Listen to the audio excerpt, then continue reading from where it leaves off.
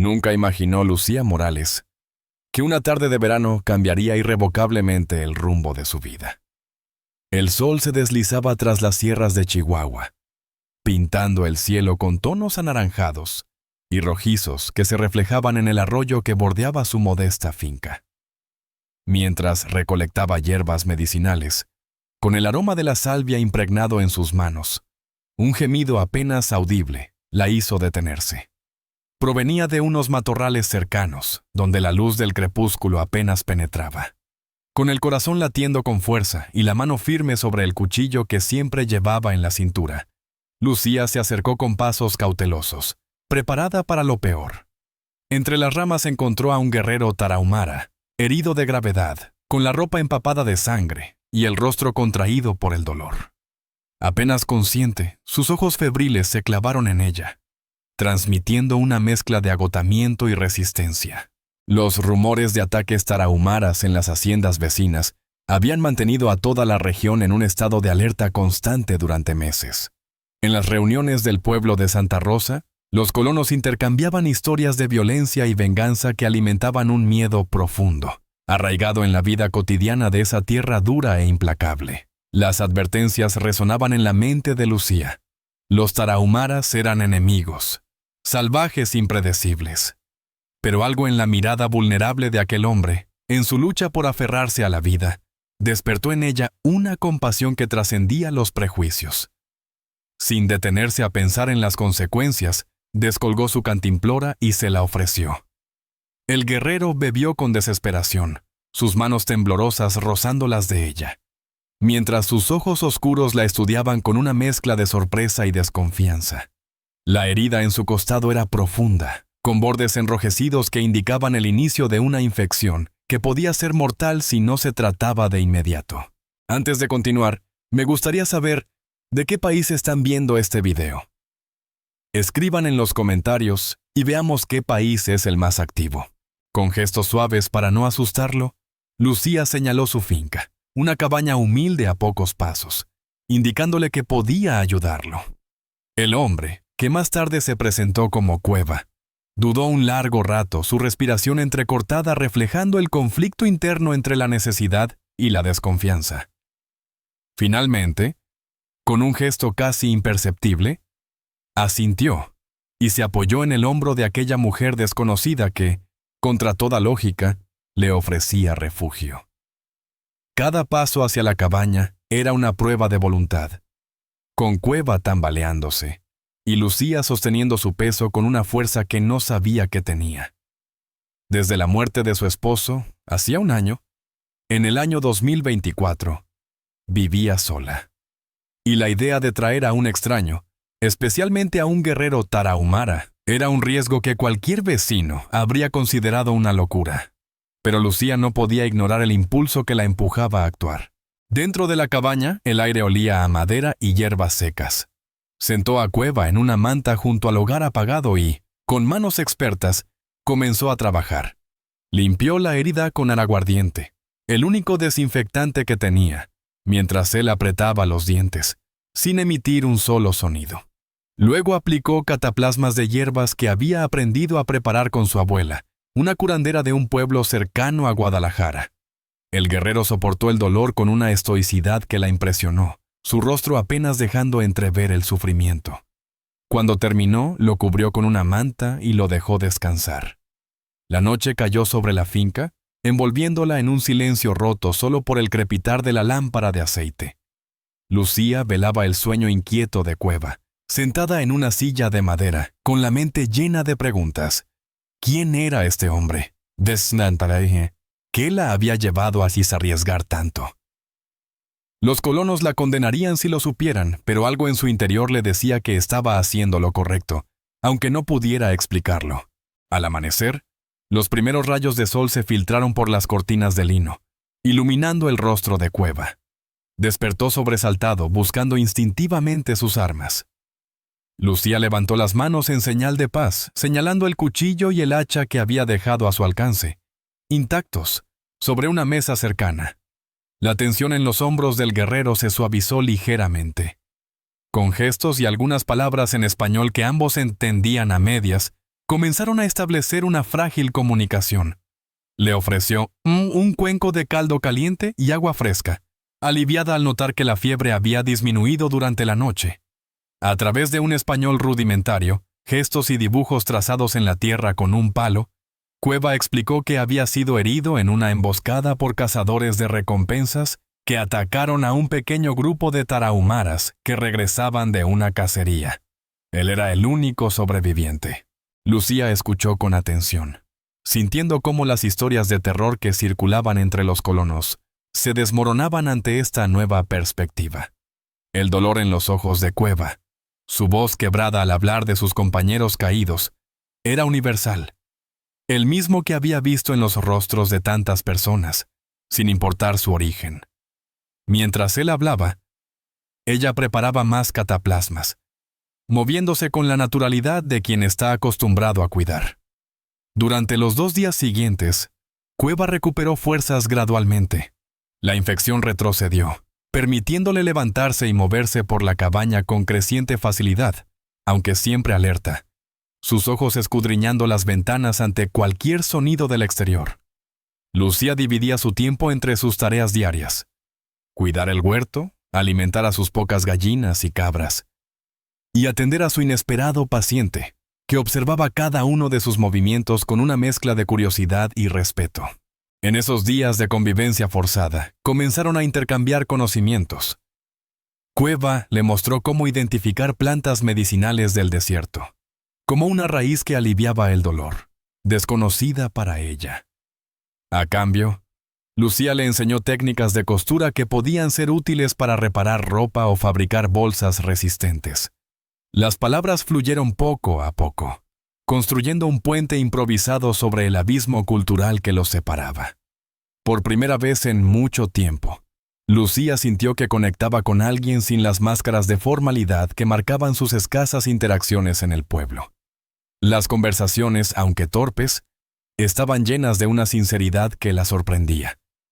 Cueva, por su parte, parecía encontrar en ella una humanidad que desafiaba las historias que su pueblo contaba sobre los colonos.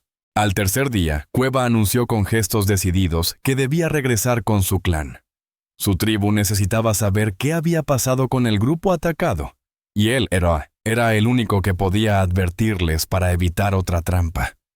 Lucía percibió la urgencia en su voz y, aunque una parte de ella temía volver a la soledad de su rutina, entendió que no podía retenerlo.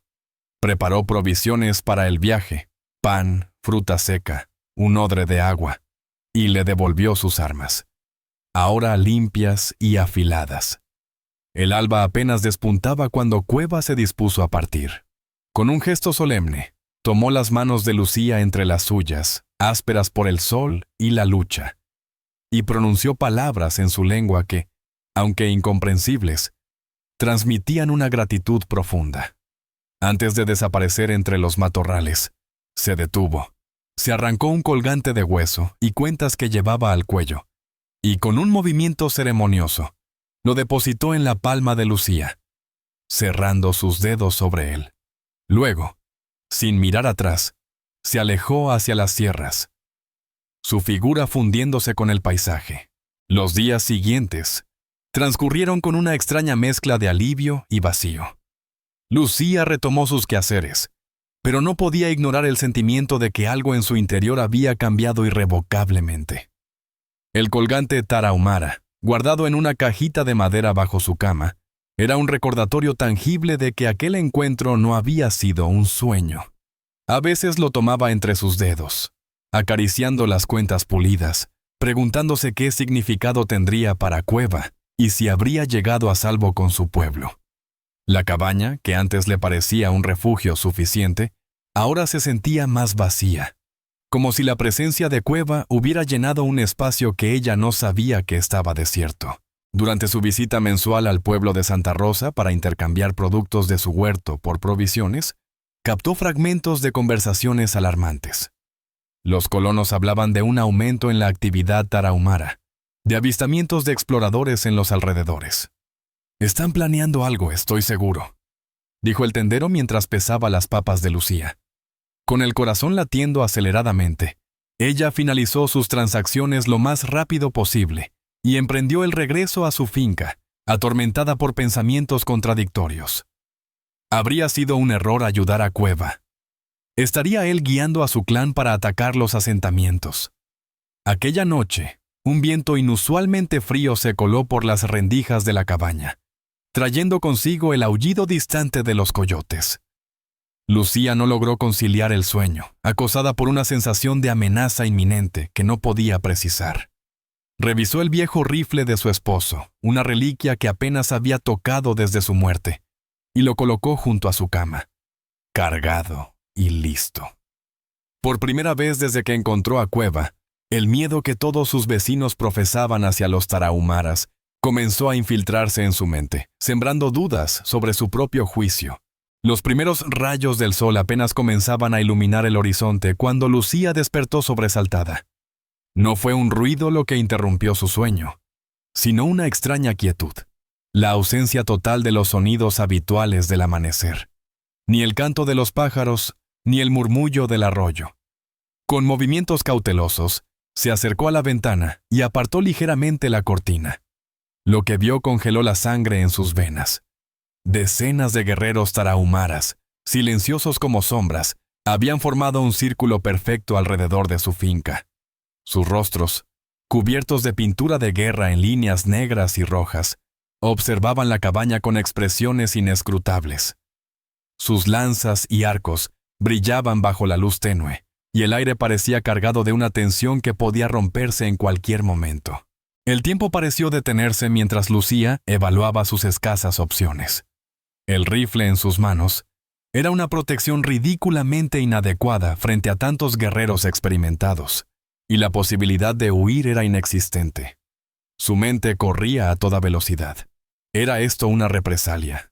Había Cueva hablado de ella exponiéndola al peligro, pero en medio del pánico, una chispa de determinación se encendió. Si estos hombres venían en son de guerra, moriría de pie, defendiendo el hogar que había construido con tanto esfuerzo tras la pérdida de su esposo. Con una calma que surgía más del shock que de la valentía, decidió enfrentar su destino con dignidad. Las filas de guerreros se abrieron para dar paso a un hombre de edad avanzada, cuya presencia irradiaba una autoridad natural.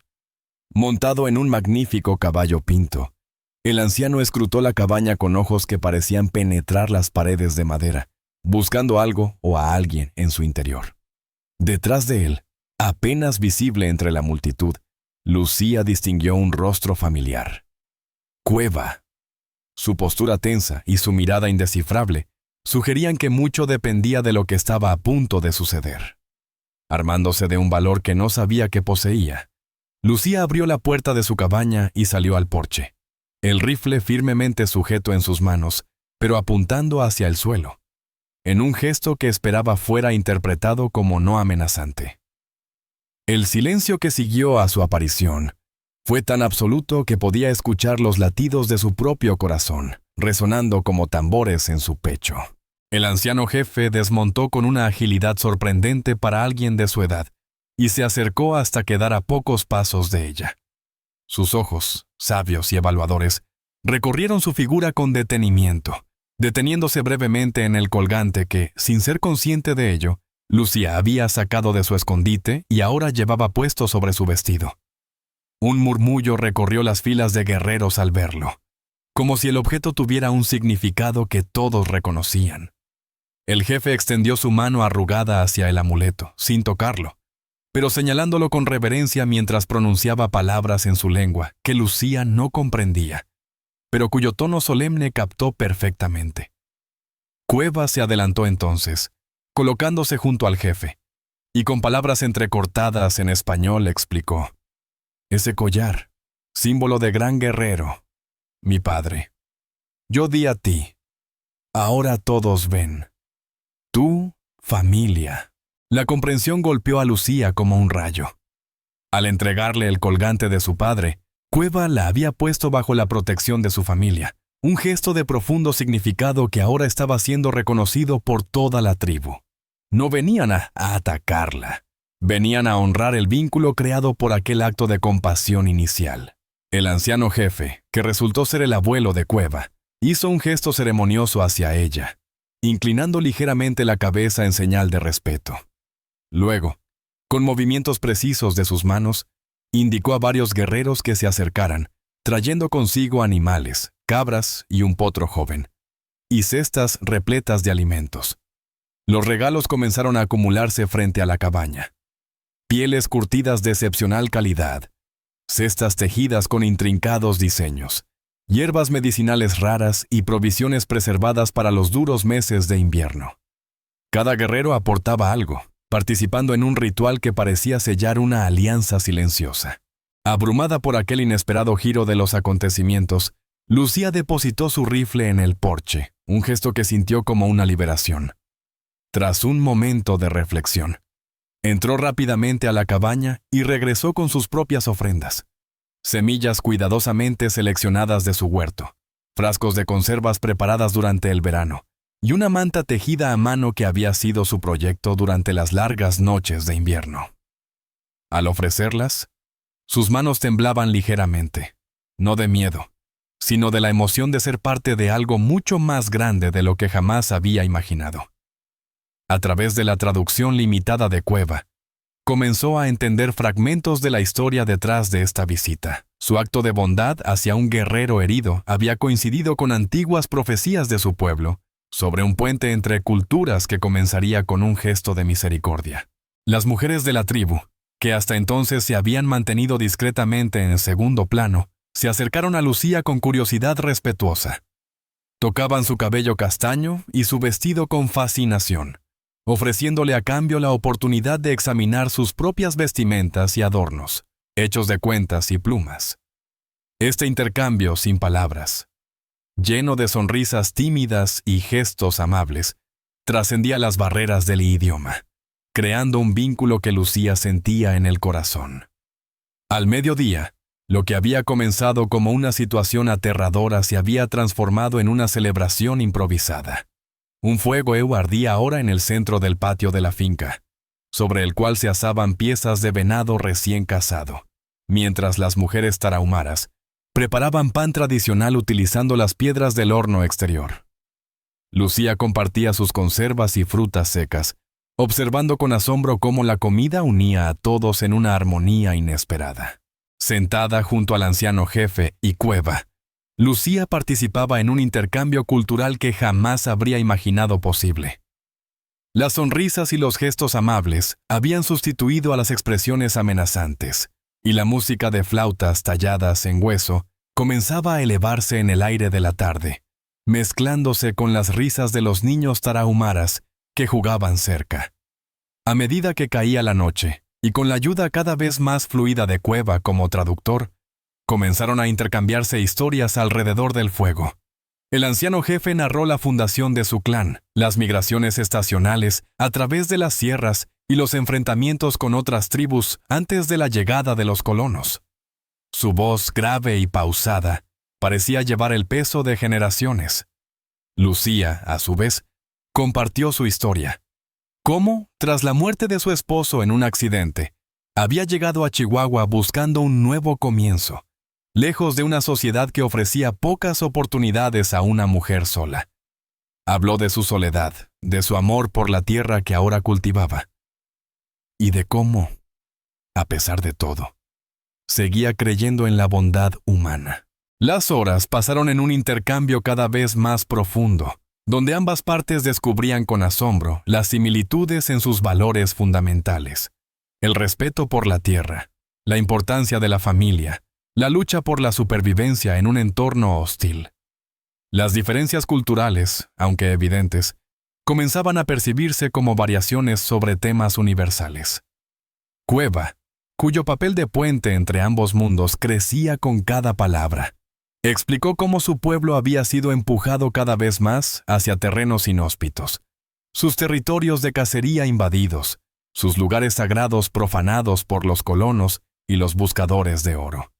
Por primera vez, Lucía comprendió realmente el otro lado de la historia, el que los periódicos y rumores del pueblo nunca contaban. Sus palabras la hicieron cuestionar todo lo que había oído, y una chispa de indignación se encendió en su interior, no solo por los tarahumaras, sino por la ceguera de su propio pueblo. Antes de que los primeros rayos del amanecer anunciaran un nuevo día, el anciano jefe tomó las manos de Lucía entre las suyas, ásperas y curtidas por el tiempo, y a través de la traducción de Cueva, le hizo una solemne promesa. Su finca sería respetada y protegida por su clan, convirtiéndose en un territorio neutral donde ambas culturas podrían encontrarse en paz. A cambio, pidió que Lucía actuara como mensajera cuando fuera necesario, un puente de comunicación con los colonos en situaciones donde el diálogo pudiera evitar el derramamiento de sangre.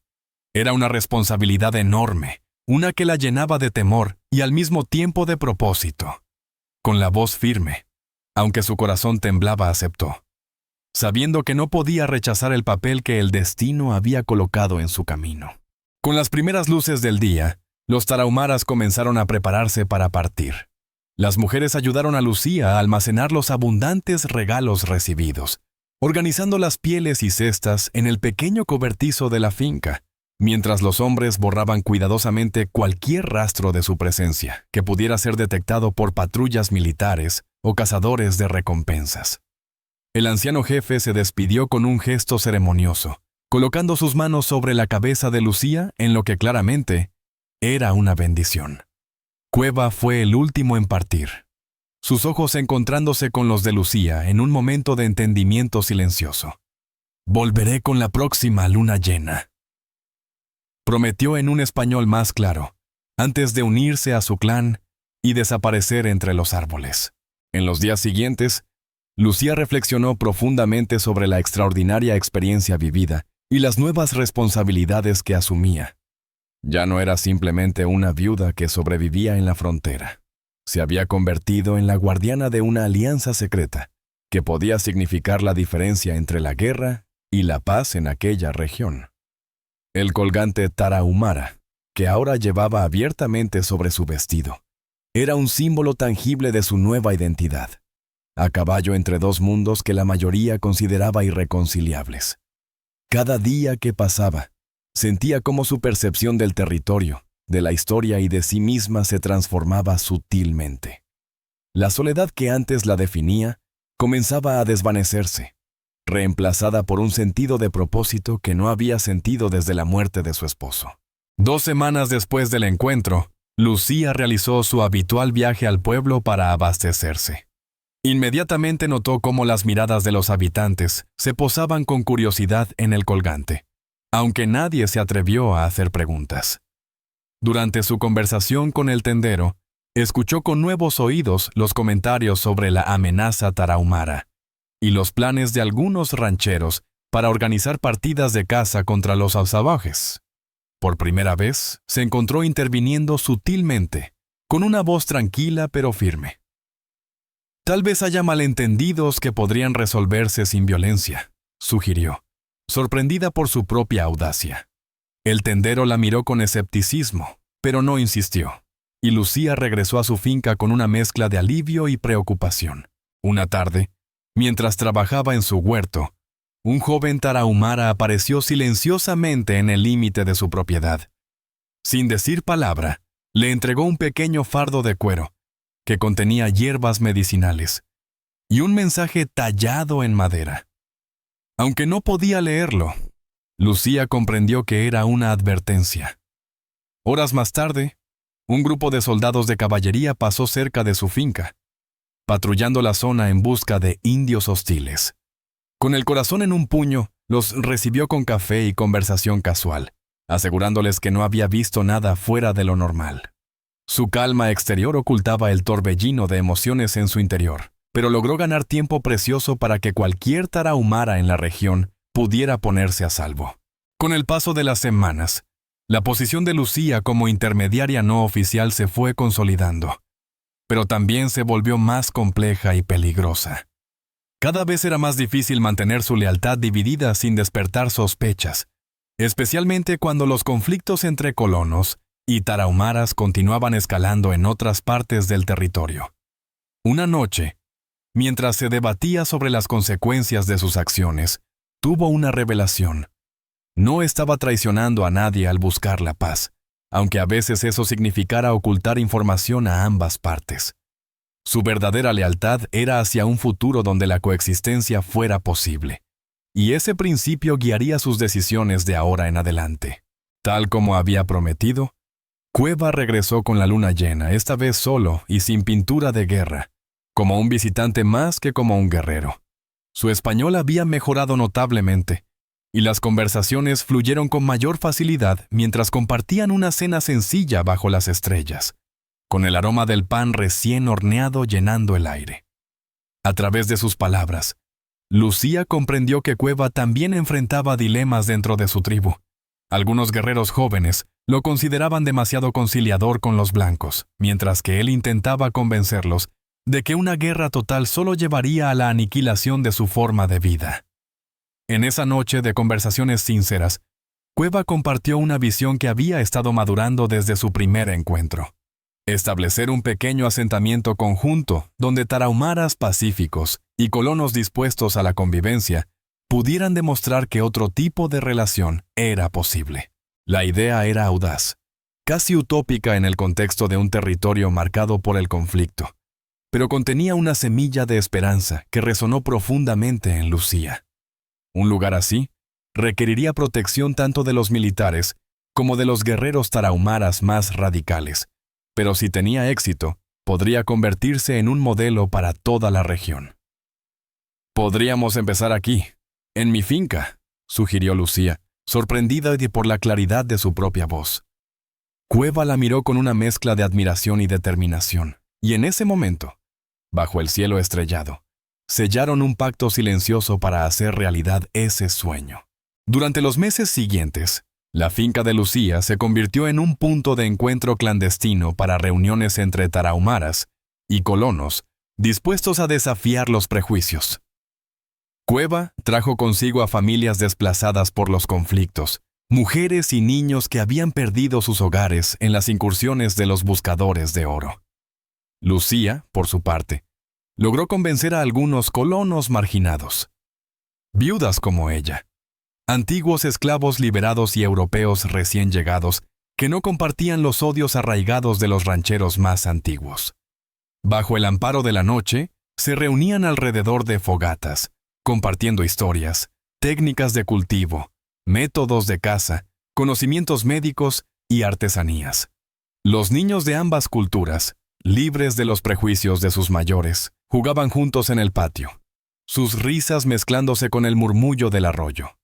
Comenzaban a aprender palabras en ambos idiomas, sembrando la semilla de una verdadera comunicación intercultural que llenaba a Lucía de esperanza. La frágil comunidad que comenzaba a formarse pronto enfrentó su primera crisis.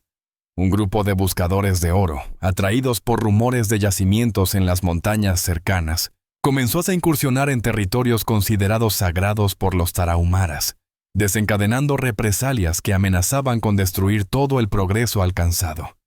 Lucía y Cueva se encontraron mediando en un conflicto cada vez más tenso, intentando evitar que las acciones de unos pocos codiciosos provocaran una guerra total. Sus esfuerzos diplomáticos los pusieron en el punto de mira de ambos bandos radicales, convirtiéndolos en objetivos de aquellos que preferían el conflicto a la paz. Una noche de tormenta, la finca de Lucía fue atacada por un grupo de forajidos contratados por intereses mineros que veían en la alianza tarahumara-colono un obstáculo para sus planes de expansión. Las llamas devoraron el granero y parte de la casa principal antes de que pudieran ser controladas. Lucía, con el rifle en la mano, defendió su hogar junto a Cueva, que había llegado justo a tiempo con un pequeño grupo de guerreros. La respuesta fue inmediata. Guerreros tarahumaras emergieron de la oscuridad para proteger lo que ahora consideraban el territorio de una aliada, mientras colonos que habían comenzado a confiar en el proyecto acudieron con cubos de agua, herramientas y manos dispuestas a reconstruir lo destruido. Aquella noche de crisis, con el cielo iluminado por relámpagos y el olor a madera quemada en el aire, forjó lazos más fuertes que cualquier tratado formal. Los días siguientes vieron un fenómeno sin precedentes.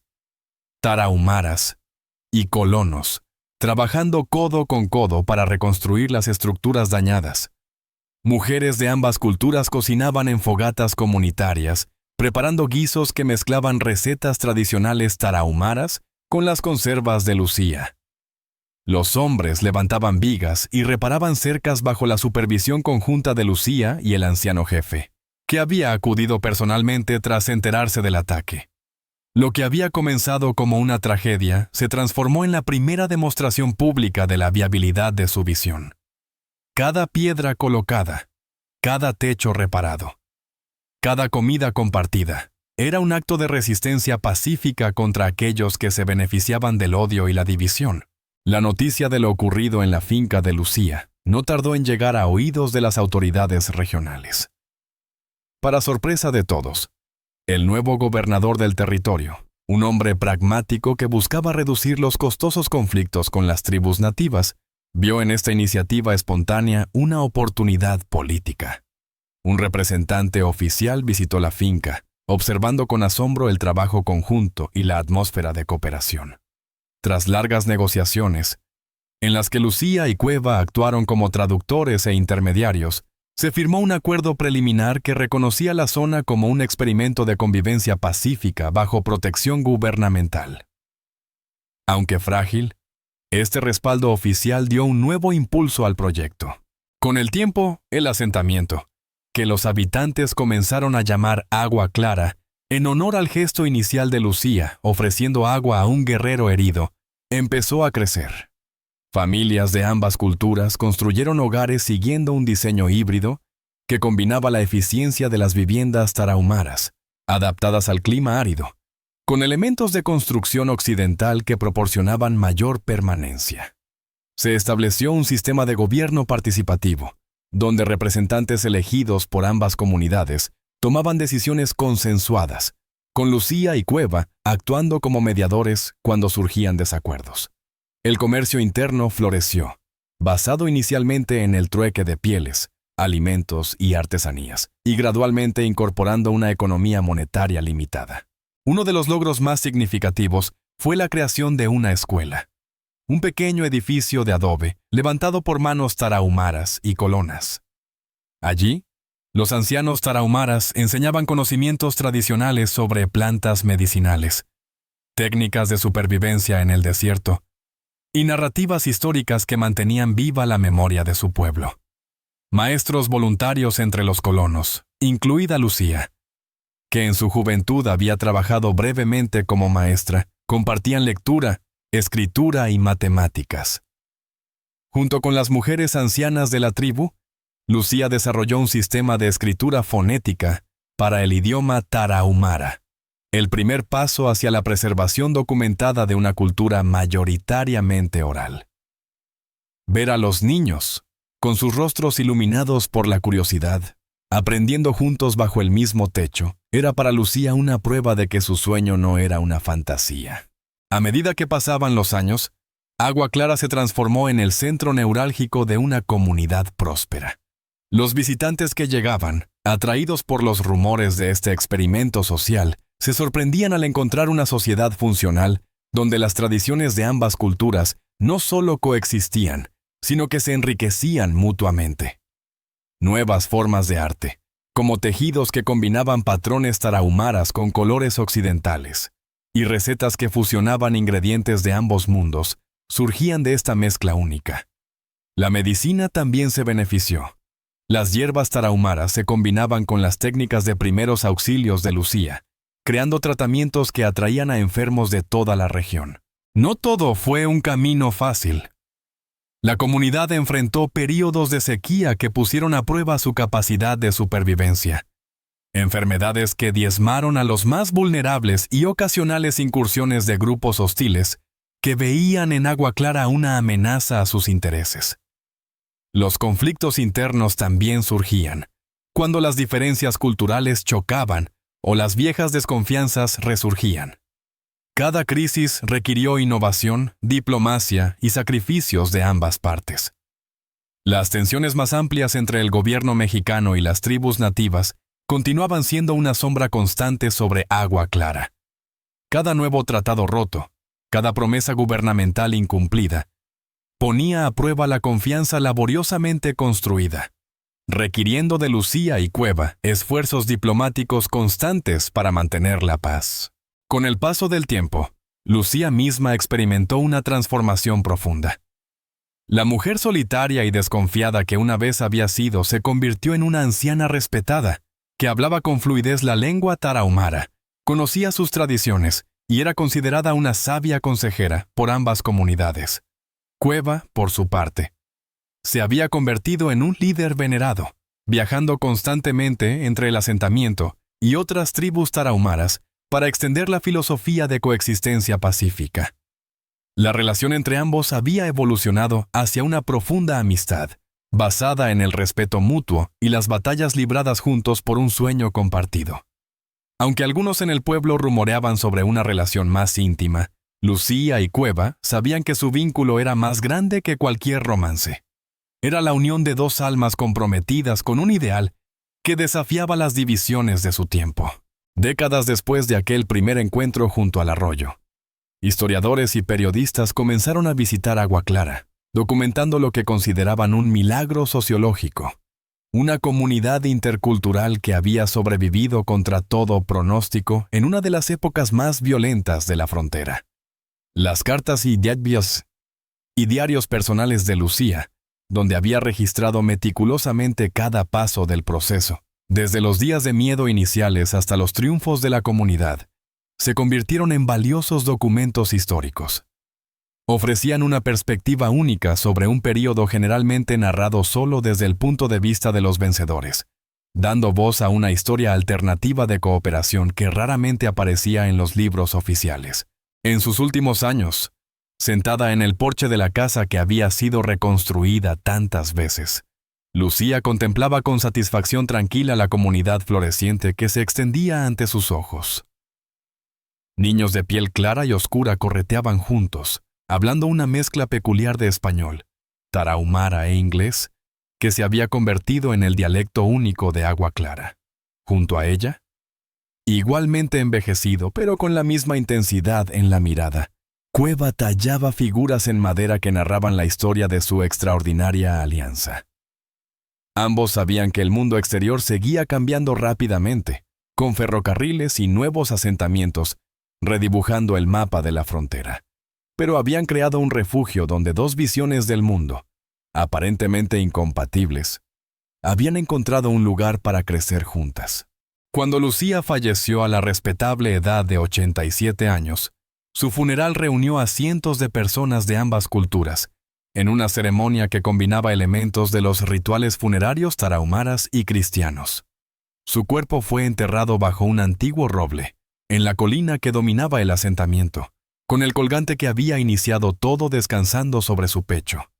La comunidad que había nacido de un simple acto de compasión, una mujer dando agua a un guerrero herido, continuó prosperando mucho después de la partida de sus fundadores, convirtiéndose en un testimonio viviente de que, incluso en los tiempos más oscuros, la humanidad compartida puede triunfar sobre el miedo y el prejuicio. Cada año, los descendientes de aquellos primeros pobladores se reúnen para contar nuevamente la historia que comenzó cuando una mujer valiente ofreció agua a un tarahumara herido, y al día siguiente sus guerreros rodearon su finca, no para la guerra, sino para construir un puente hacia la paz. Gracias por leer esta emocionante historia. Si te ha gustado, no olvides suscribirte a nuestro canal de YouTube para más contenidos como este. Estamos trabajando duro para alcanzar los 1000 suscriptores y tu apoyo marca la diferencia. Comparte este relato con amigos y familiares que disfruten de las historias de la frontera y los encuentros culturales. ¿Qué opinas de esta historia? Me encantaría escuchar tus pensamientos. Deja un comentario abajo. No olvides darle like y suscribirte para más contenido increíble que llegará pronto.